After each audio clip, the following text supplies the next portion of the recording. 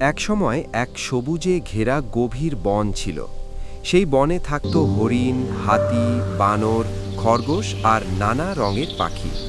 বনটা শুধু গাছপালায় ভরা ছিল না, ভরা ছিল ভালোবাসা আর বন্ধুত্বে।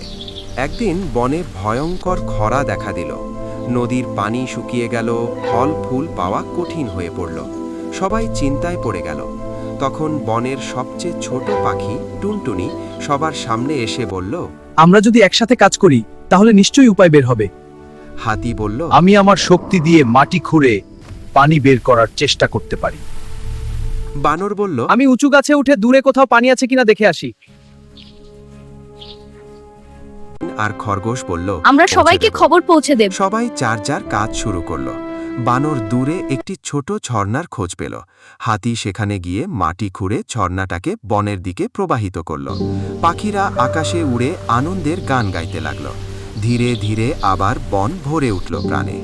কয়েকদিন পর বনে আবার ফল ফুল ফুটল। নদীতে পানি ফিরে এলো। সবাই বুঝল, শক্তি বড় নয়, একতা আর সহযোগিতাই আসল শক্তি।